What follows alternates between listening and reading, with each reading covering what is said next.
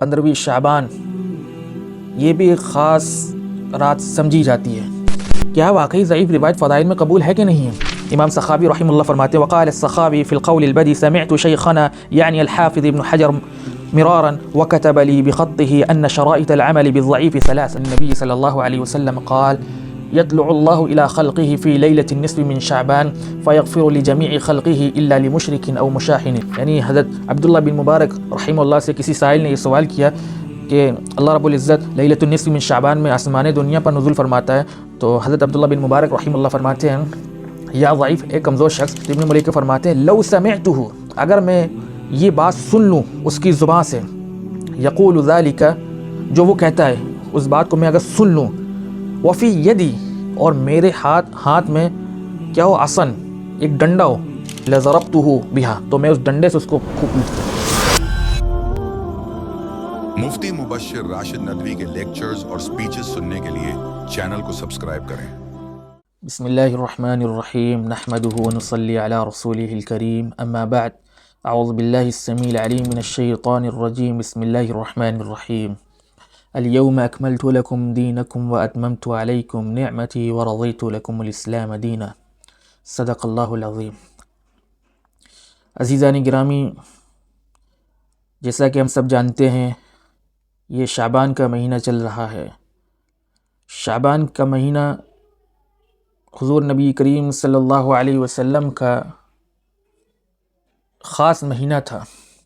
اس مہینے میں حضور نبی کریم صلی اللہ علیہ وسلم کثرت سے روزے رکھا کرتے تھے، اور اسی مہینے میں 15ویں شعبان یہ بھی ایک خاص رات سمجھی جاتی ہے۔ لیکن آج ہم یہ دیکھیں گے کتاب و سنت کی روشنی میں اس شب کی کیا حیثیت ہے۔ جس طریقے سے ہمارے معاشرے میں اس شب کو جو خاص اہمیت دی جاتی ہے، کیا واقعی حضور نبی کریم صلی اللہ علیہ وسلم نے اس رات کو وہ اہمیت دی ہے جو ہمارے یہاں معاشروں میں اور ہمارے لوگوں میں اس کی جو اہمیت ہے، یا پھر یہ اہمیت صرف اور صرف کسی دوسری ضعیف روایتوں سے ہمارے سامنے آ گئی ہے؟ آج انشاءاللہ اس بات کا جائزہ لیں گے کہ 15ویں شب کی قرآن و سنت کے نزدیک کیا حیثیت ہے، اور محدثین اس شب کے بارے میں کیا نقطہ نظر رکھتے تھے، وہ انشاءاللہ آج اس گفتگو میں بیان کریں گے۔ اولاً تو ہمیں یہ دیکھ لینا چاہیے کہ کوئی بھی دین کی جو بات ہے اس کا سورس کیا ہے۔ ہر چیز کا ایک سورس ہوتا ہے جس سے پتہ چلتا ہے کہ اس کی اصل کیا ہے۔ اسی طریقے سے ہم یہ دیکھیں گے کہ شب برات کا اصل سورس کیا ہے۔ جب بھی شب برات کی بات آتی ہے تو لوگوں کی زبان پر یہ بات عام ہو جاتی ہے کہ دیکھیں ضعیف روایت ہی صحیح، لیکن روایتیں تو ہیں اس سلسلے میں۔ تو ہمارا یہ جواب ہوتا ہے، بلکہ ہمارا نہیں بلکہ علماء کا یہ جواب ہوتا ہے کہ ارے بھائی، دین کے لیے کمزور روایتوں کا سہارا کیوں؟ دین یہ اللہ کا دین ہے۔ حضور نبی کریم صلی اللہ علیہ وسلم جیسی پرسنالٹی اس دین کو لے کر آئی ہے، تو یعنی دونوں ہی اتنی مضبوط ترین ایک ذات ہے، ایک شخصیت ہے، تو ان کی بات اتنی کمزور کیوں کہ ضعیف روایتیں؟ حالانکہ ایک طرف ضعیف ہیں تو دوسری طرف صحیح روایتیں ہیں، تو ہم صحیح روایتوں کو چھوڑ کر ضعیف روایتوں کے پیچھے کیوں لگ جاتے ہیں؟ کیا ہمارے پاس صحیح روایتوں کی کمی ہے کیا؟ کیا ہمارے پاس بخاری نہیں ہے کیا؟ کیا ہمارے پاس مسلم نہیں ہے کیا؟ تو ہم ان صحیح روایتوں کو چھوڑ کر ضعیف روایت کے پیچھے کیوں لگ جاتے ہیں؟ آج ہم یہ جانیں گے کہ ضعیف روایت کی کیا حیثیت ہے، کیوں ضعیف روایت قابل قبول نہیں ہوتی ہیں، اور لوگ ضعیف روایت کو کیوں بیان کرتے ہیں؟ کیا ان کے پاس صحیح روایت نہیں ہے کیا؟ تو اصل میں بات یہ ہوتی ہے کہ جب کسی بھی ایسی بات جو رائج ہو جاتی ہے تو اس کے لیے ظاہر سی بات ہے صحیح روایت ہونی چاہیے۔ لیکن افسوس کی بات یہ ہے کہ جب بھی شعبان کی بات آتی ہے اور 15ویں شب کی بات آتی ہے، اور جب لوگوں سے پوچھا جاتا ہے کہ بھائی آپ شب برات مناتے ہیں، اس کی کیا حیثیت ہے، تو وہ کہتے بھائی اس سلسلے میں روایتیں ہیں کچھ۔ تو ان سے پوچھا جاتا ہے کہ وہ روایتوں کی حیثیت کیا ہے، تو وہ فوراً کہتے ہیں کہ اس روایتوں کی حیثیت یہ ہے کہ وہ روایتیں ضعیف ہیں۔ تو سوال کیا جاتا ہے کیا صحیح روایتیں نہیں ہیں کیا؟ تو کہتے ہیں کہ صحیح روایتیں کی کیا ضرورت جب ضعیف روایت ہے؟ تو پھر فوراً جواب یہ آتا ہے کیا ضعیف روایت فضائل میں قبول نہیں ہے کیا؟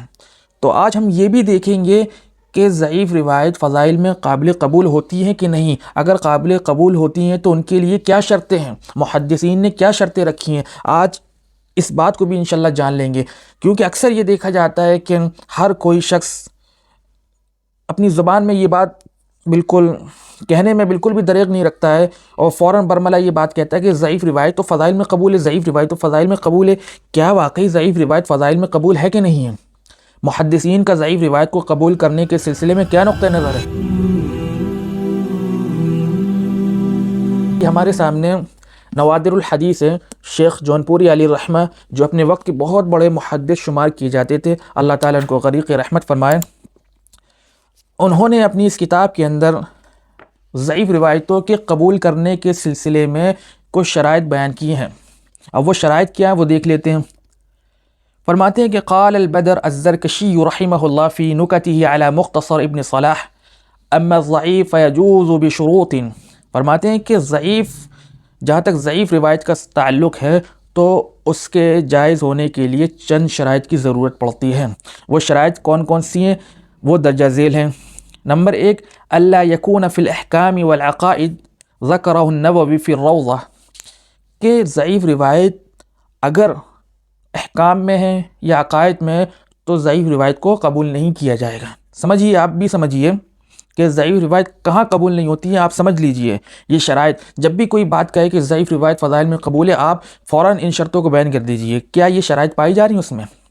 نمبر 2، ان یکون لہ اصل شاہد لذلک، کہ اس کی کوئی اصل شاہد ہو۔ مثال کے طور پر کہ اگر آپ کوئی ضعیف روایت بیان کر رہے ہیں، اس ضعیف روایت کی کوئی اصل بھی ہے کہ نہیں ہے۔ مثال کے طور پر آپ اس کو اس طرح سمجھیے کہ بخاری کے اندر ایک روایت ہے، من صلی علیہ صلاۃ صلی اللہ بہا علیہ عشرہ، کہ جو شخص مجھ پر ایک مرتبہ درود شریف بھیجتا ہے تو اللہ تعالیٰ اس کو 10 گنا اجر دیتا ہے۔ اب یہ روایت صحیح ہے، یہ روایت درود شریف کے باب میں ایک فضیلت رکھتی ہے۔ اب اگر ضعیف روایت بھی کوئی ایسی ہے جو درود شریف کے باب میں فضیلت رکھتی ہوگی تو وہ روایت قبول کر لی جائے گی، لیکن یہ دیکھا جائے گا کہ اس روایت میں کوئی شدید ضعف تو نہیں ہے۔ اگر اس کے اندر کوئی شدید ضعف نہیں ہوگا، یعنی اس کے جو راویوں میں کوئی ایسا راوی تو نہیں ہے جس پر سخت جرح کی گئی ہو، محدثین کے نزدیک اس پر کوئی سخت جرح تو نہیں کی گئی۔ اگر کوئی سخت جرح نہیں ہے تو وہ روایت قبول کر لی جائے گی، ورنہ وہ روایت ہٹا دی جائے گی، اس روایت کی کوئی حیثیت نہیں ہوگی۔ اب نمبر 3 دیکھ لیتے ہیں، اللہ یعتقد ثبوتہ، یعنی اس کے ثبوت کا اعتقاد نہیں رکھا جائے گا۔ یعنی وہ روایت جو ضعیف ہوگی اس کو یہ نہیں سمجھا جائے گا کہ یہ حضور نبی کریم صلی اللہ علیہ وسلم کی بات ہے، بلکہ یہ سمجھا جائے گا کہ یہ بات ہے جو صحیح بھی ہو سکتی ہے اور غلط بھی ہو سکتی ہے، یعنی حضور کی بات بھی ہو سکتی ہے اور حضور کی بات بھی نہیں ہو سکتی ہے، یہ سمجھا جائے گا۔ اور اسی طریقے سے مزید آگے شیخ فرماتے ہیں، وذکر شیخ الاسلام یعنی الحافظ ابن حجر لہ ثلاثۃ شروط۔ حافظ ابن حجر رحمہ اللہ فرماتے ہیں، ان یکون الضعف غیر شدید، کہ اس ضعیف روایت کے اندر جو ضعف ہے وہ زیادہ سخت نہ ہو، شدید نہ ہو، بلکہ ہلکا پھلکا ضعف ہو۔ مثلا ضبط کی جو اس کے اندر صلاحیت ہے وہ کمزور ہو گئی، یعنی بھول جاتا ہے، وہ ضبط نہیں کر پاتا، اس طریقے کی معمولی سی اس کے اندر علتیں پائی جائیں۔ نمبر 2، ان یندرج تحت اصل معمول بھی، یعنی اس ایسی معمول بھی کی اصل اس کے ماتحت آتی ہو، یعنی جیسا کہ میں نے اوپر بتایا کہ اس کی کوئی اصل بھی ہونی چاہیے جو صحیح ہو اور معمول بھی ہو۔ یعنی ہر حدیث صحیح تو ہوتی ہے لیکن معمول بھی نہیں ہوتی ہے، یعنی جیسا کہ میں نے گزشتہ ویڈیو میں آپ کے سامنے بتایا تھا کہ ہر حدیث صحیح ہوتی ہے لیکن معمول بھی نہیں ہوتی ہے، تو یہ دیکھا جائے گا کہ اس کی کوئی ایسی اصل ہو جو معمول بھی ہو اور صحیح بھی ہو۔ جیسے کہ میں نے ابھی آپ کے سامنے من صلی علیہ صلاۃ صلی اللہ بہا علیہ عشرہ والی یہ حدیث پڑھی ہے، یہ معمول بھی ہے اور اس کی فضیلت بھی ہے، تو لہٰذا اب جو ضعیف روایت ہوگی درود شریف کے باب میں اور اس میں کوئی فضیلت ہوگی تو وہ روایت قبول کر لی جائے گی، لیکن اس میں یہ دیکھا جائے گا جو راوی یہ حدیث بیان کر رہا ہے کیا وہ راوی ایسا تو نہیں ہے جس پر سخت جرح کی گئی ہو۔ اگر اس پر کوئی سخت جرح نہیں کی گئی تو وہ روایت قبول کر لی جائے گی۔ نمبر 3 کیا ہے؟ اللہ یعتقد عند العمل به ثبوته بل يعتقد الاحتیاط، یعنی اس پر عمل کرتے وقت یہ اعتقاد نہ رکھا جائے، اس کے ثبوت کا اعتقاد نہ رکھا جائے، بلکہ احتیاط کا اعتقاد رکھا جائے کہ احتیاط برتی جائے، اس کو لینے میں زیادہ سے زیادہ احتیاط برتی جائے۔ تو یہ روایتیں ہیں۔ وَهَذَانِ ذَكَرَهُمَا ابن عبد السلام و ابن دقیق العید وقیل لا يجوز العمل به مطلقاً، اور کچھ محدثین نے یہ تک کہہ دیا کہ ضعیف روایتوں پر تو مطلقاً عمل نہیں کیا جائے گا، مطلقاً انہیں قبول نہیں کیا جائے گا۔ تو یہ روایتیں ہیں۔ اور اسی طریقے سے امام سخاوی رحمہ اللہ فرماتے ہیں وقال السخاوی فی القول البدی سمعت شیخنا یعنی الحافظ ابن حجر مرارا وكتب لي بخطه ان شرائط العمل بالضعیف ثلاثة، یعنی ضعیف عمل کی جو شرائط ہیں وہ 3 ہیں، وہ کون کون سی ہیں؟ ان یکون الضعف غیر شدید، جیسا کہ میں نے پہلے بتایا، ان یکون مندرجا تحت اصل عام، جیسا کہ میں نے بھی وہی باتیں آ رہی ہیں اس میں بھی، الا يعتقد عند العمل به ثبوته لئلا ينسب الى النبي صلی اللہ علیہ وسلم ما لم يقله،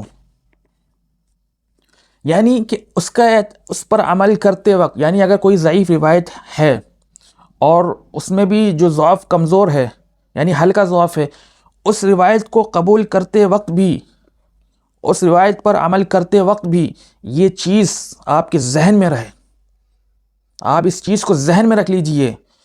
فرماتے ہیں کہ اللہ یعتقد، کہ اس پر اعتقاد نہیں رکھا جائے گا، عند العمل به، کہ اس کے ثبوت کا اعتقاد نہیں رکھا جائے گا اس کے عمل کرتے وقت، یعنی ضعیف حدیث پر عمل کرتے وقت اس بات کا اعتقاد نہیں رکھا جائے گا کہ یہ لئلا ينسب الى النبی صلی اللہ علیہ وسلم، کہ یہ حضور نبی کریم صلی اللہ علیہ وسلم کی طرف منسوب نہیں ہے، یعنی اس حدیث کو حضور نبی کریم صلی اللہ علیہ وسلم کی طرف منسوب نہیں کیا جائے گا۔ تو اتنی بڑی بات محدثین فرماتے ہیں کہ ضعیف روایت تو ایسی ہوتی ہے کہ جس کے بارے میں حضور کی طرف نسبت بھی نہیں کی جائے، اور ہم تو ضعیف روایت کو ایسے بیان کرتے ہیں کہ ضعیف روایت تو فضائل میں قبول ہے۔ میں کہتا ہوں کہ یہ شرائط بھی تو بیان کیے جائیں، یہ شرائط بیان نہیں کرتا کوئی، اگر بیان کر دے گا تو اس کی حقیقت کھل جائے گی کہ ضعیف روایت تو کتنی سخت ہے، جس کو دیکھو ضعیف روایت، جس کو دیکھو ضعیف روایت۔ یہ شرائط بھی بیان کرنا چاہیے، تب پتہ چلے گا کہ ضعیف روایت بھی قبول کرنے میں کیا کیا شرائط پائی جاتی ہیں۔ اب یہ جو ضعیف روایت کی جو شرائط ہے میں نے آپ کے سامنے رکھ دی۔ اب شعبان کی متعلق جو روایت بیان کی جاتی ہے اب اس کی حیثیت دیکھ لیتے ہیں کیا ہے۔ اب اس کی حیثیت اب میں آپ کو بتاتا ہوں۔ اب یہ جو روایت پڑھی جاتی ہے جسے ابن حبان وغیرہ نے اپنی کتاب میں نقل فرمایا ہے، میں روایت پڑھ دیتا ہوں آپ کے سامنے۔ وبی قال اخبرنا محمد بن المعافى العابد بصیدہ وابن قطيبة وغيره قالوا حدثنا هشام بن خالد الأزرق قال حدثنا أبو خليج عتبة بن حماد عن الأوزاعي وابن ثوبان عن أبيه عن مكحول عن مالك بن يقامر عن معاذ بن جبل عن النبي صلى الله عليه وسلم قال يطلع الله إلى خلقه في ليلة النصف من شعبان فيغفر لجميع خلقه إلا لمشرك أو مشاحن، یعنی یہ روایت ایسی ہے جس کے بارے میں بعض محدثین یہ کہتے ہیں کہ یہ روایت، یعنی وہ لوگ کہتے ہیں، بلکہ محدثین نہیں کہتے بلکہ وہ لوگ کہتے ہیں جو اس حدیث سے استدلال پکڑتے ہیں اور شب برات جیسی بدعت کو اپنے لیے یعنی فائدے اور اپنے لیے دروازہ کھولتے ہیں، اپنے فائدے کے لیے اسے استعمال کرتے ہیں۔ وہ یہ کہتے ہیں کہ دیکھیے یہ جو روایت ہے یہ روایت صحیح ہے۔ اب اس روایت کی حیثیت دیکھ لیتے ہیں کیا ہے، اس روایت کے بارے میں محدثین کیا فرماتے ہیں وہ دیکھ لیتے ہیں۔ پہلے اس کا ترجمہ پڑھ لیتے ہیں، کیا سمجھ لیتے ہیں کیا ہے۔ فرماتے ہیں کہ معاذ بن جبل رضی اللہ عنہ سے روایت ہے، حضور نبی کریم صلی اللہ علیہ وسلم نے فرمایا قال یطلع اللہ الی خلقی، کہ اللہ تعالیٰ اپنی مخلوق کو دیکھتا ہے۔ یطلع طلع ظاہر ہوتا ہے اپنی مخلوق پر، اپنی مخلوق کو دیکھتا ہے۔ کئی طرح کے الفاظ اس میں وارد ہوئے ہیں، یطلع کے بھی الفاظ آئے ہیں، فی لی یا اور کہیں آیا ینزل، کہیں لفظ آیا ینزل، یعنی اللہ رب العزت نازل ہوتا ہے، اترتا ہے۔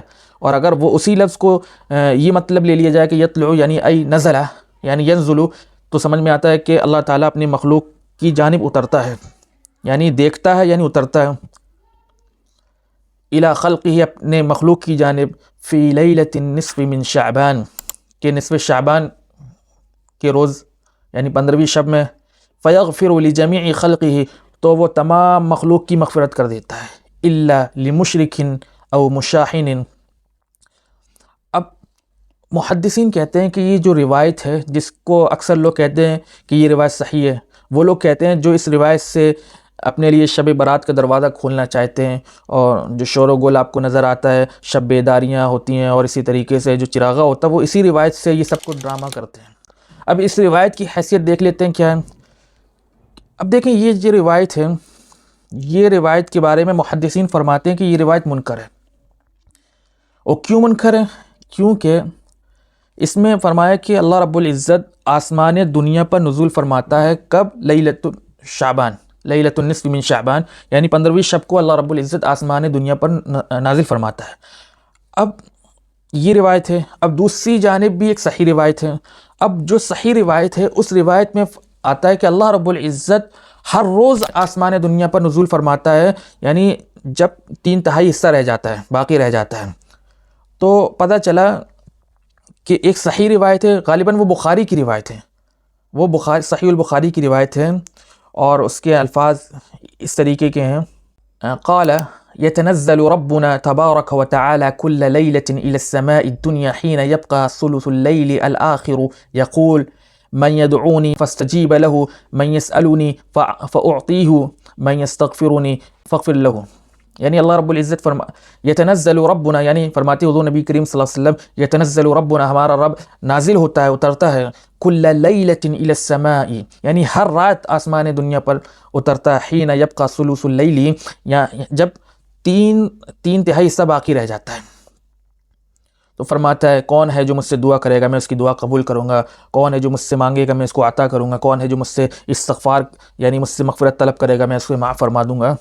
اب یہ روایت صحیح البخاری کی روایت ہے، اور وہ جو روایت ہے وہ صحیح بخاری کی روایت بھی نہیں ہے، بلکہ وہ روایت فی السنہ کے اندر ہے۔ طبرانی نے اپنی معجم الاوسط کے اندر اس کو روایت کیا ہے، اور اسی کے جو طرق ہیں، بعض طرق، ایک طرق غالباً اس کے اندر ہیں، سنن ابن ماجہ کے اندر ہے، اس کی کئی طرق ہیں، لیکن تمام طرق کو اگر ملا بھی لیا جائے تو وہ طرق اس قابل نہیں بنتے ہیں کہ اس سے تقویت پہنچتی ہو۔ تمام طرق کو بھی ملا لیا جائے تب بھی ان تمام طرق کو ملا کر اس کے اندر تقویت نہیں پہنچتی کہ وہ قابل استدلال ہو جائے، یعنی وہ اس قابل ہو جائے کہ اس سے مسئلے کو مستنبط کیا جا سکے، اس سے فضائل کو اخذ کیا جا سکے۔ اب اس روایت کے اندر کیا ہے کہ یہ روایت منکر ہے، یہ سمجھ لیجئے کہ یہ روایت منکر ہے۔ اب منکر کسے کہتے ہیں؟ منکر اس روایت کو کہتے ہیں جو ضعیف راوی ثقہ راوی کی مخالفت کرے، اس کو منکر روایت کہتے ہیں، اور یہ روایت منکر بھی ہے اور منقطع بھی ہے۔ اس روایت سے پتہ چلا کہ یہ روایت منکر بھی ہے اور منقطع بھی ہے۔ منکر اس لیے کہ یہ ضعیف روایت صحیح روایت کی مخالفت کر رہی ہے۔ صحیح روایت میں یہ کہ اللہ رب العزت آسمان دنیا پر نزول فرماتا ہے ہر روز، یعنی اللہ رب العزت ہر روز آسمان دنیا پر نازل فرماتا ہے، اور اس روایت کے اندر یہ کہ اللہ رب العزت ایک خاص وقت میں نازل فرما رہا ہے، اور وہ خاص وقت کیا ہے کہ شب برات ہے۔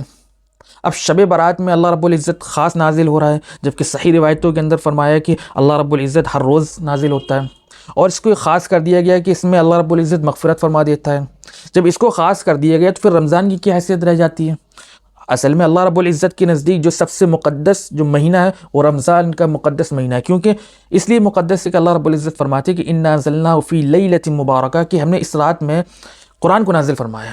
اس لحاظ سے اپنی رمضان المبارک ایک مقدس اور مبارک مہینہ ہو جاتا ہے، اس کے اندر اللہ رب العزت کی مغفرت، بندوں کی مغفرت فرماتے ہیں، اور حضور نبی کریم صلی اللہ علیہ وسلم کی احادیث وارد ہیں کہ اللہ رب العزت رمضان کے مہینے میں اپنے بندوں کی مغفرت فرماتا ہے، کیونکہ وہ قرآن والا مہینہ ہے، اس مہینے کے اندر قرآن نازل ہوا۔ تو اب رمضان کی خاص فضیلت ہے، اب اس خاص فضیلت میں یہ کہ اللہ رب العزت رمضان میں اپنے بندوں کی مغفرت فرماتا ہے، وہ بندے جو مغفرت طلب کرنا چاہتے ہو، جو اپنے گناہوں پر نادم ہو۔ لیکن اس روایت میں کیا ہے کہ تمام لوگوں کی مغفرت ہو جاتی ہے، تو اس میں دیکھا جائے تو علت ہے، یہ روایت منکر ہے اور منقطع ہے۔ وہ کیسے؟ اب اس کے بارے میں محدثین کیا فرماتے ہیں وہ دیکھ لیتے ہیں۔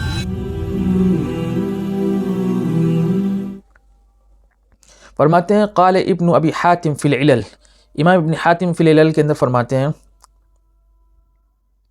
وسألت أبي عن حديث رواه أبو خليد القاري عن العزائي عن مكحول وعن ابن ثوبان عن أبيه عن مكحول عن مالك بن يخامر عن معاذ بن جبل قال قال رسول الله صلى الله عليه وسلم يطلع الله تبارك وتعالى ليلة النصف من شعبان إلى خلقه، یعنی فرماتے ہیں کہ میں نے اپنے والد سے اس حدیث سے متعلق سوال کیا تو میرے والد نے جواب دیا هذا حدیث منکر بهذا الاسناد، یہ حدیث اس سند سے منکر ہے۔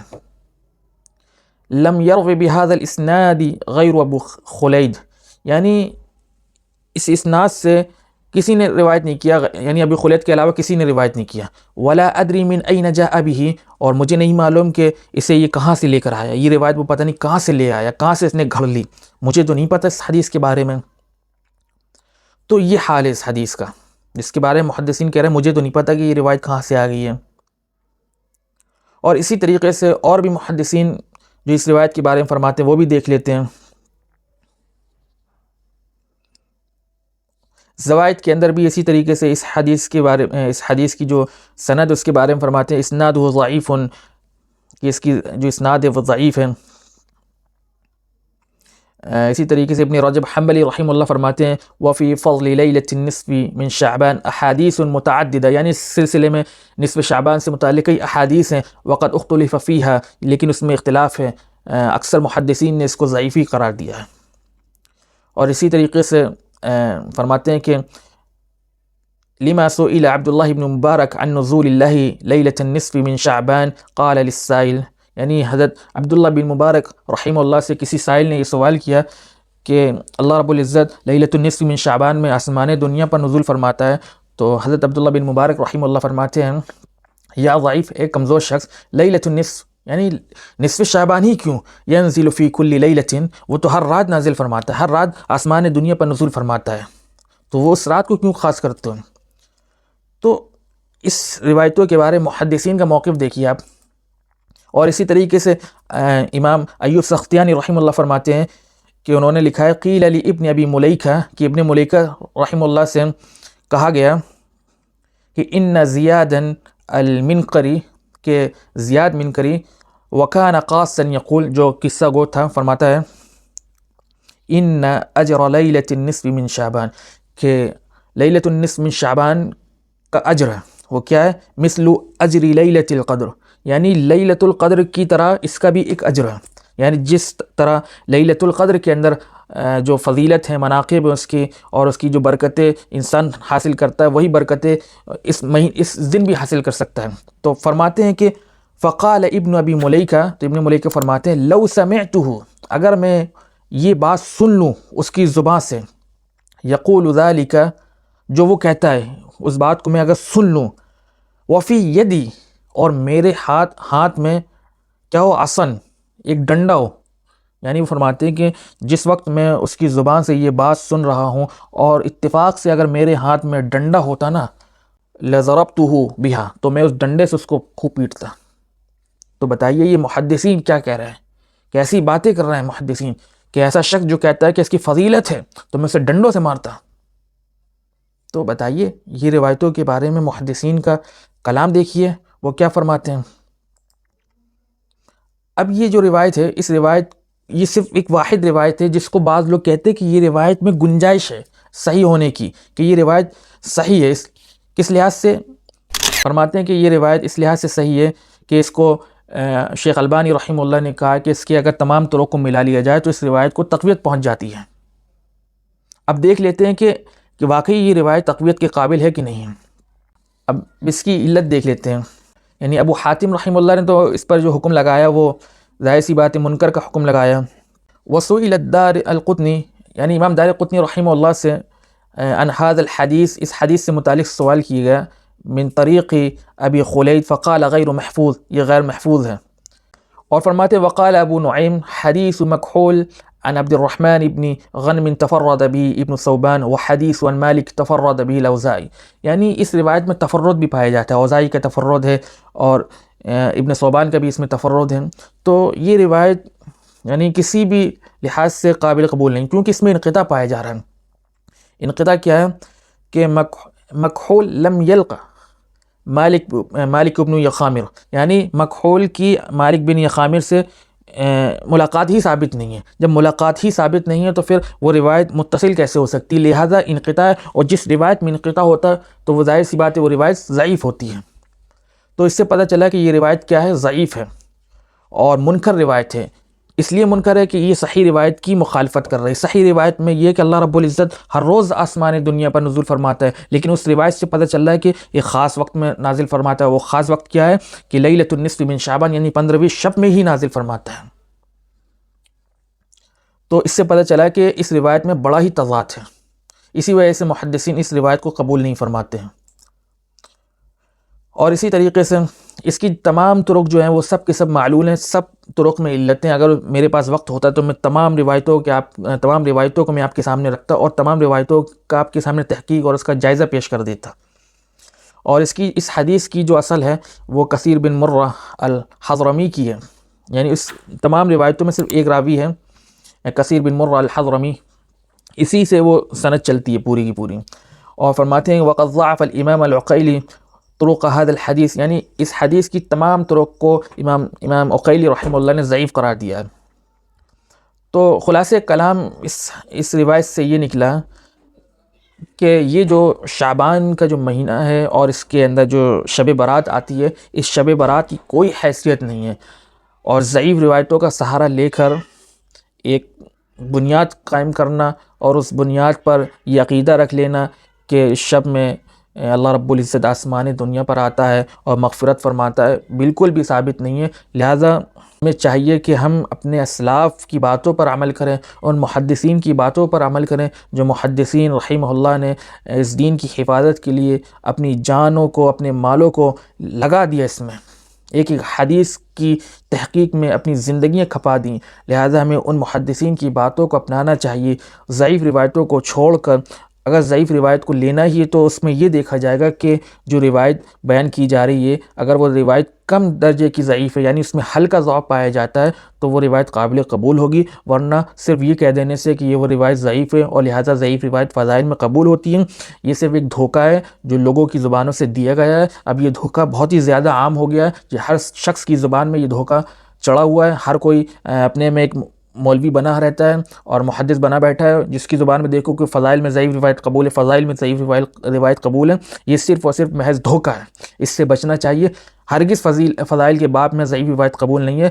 صرف وہ روایت قبول ہے ضعیف جس میں ضعف ہلکا ہو، جیسا کہ میں نے آپ کے سامنے محدثین کے اقوال پیش کر دیے کہ جو شرطیں محدثین نے بیان کی ہیں وہ شرطیں اگر پائی جائیں گی تبھی ضعیف روایت قبول ہوگی، ورنہ قبول نہیں ہوگی. اللہ تعالیٰ سے دعا ہے کہ اللہ تعالیٰ ہمیں کہنے سے زیادہ عمل کی توفیق عطا فرمائے. والسلام علیکم ورحمۃ اللہ.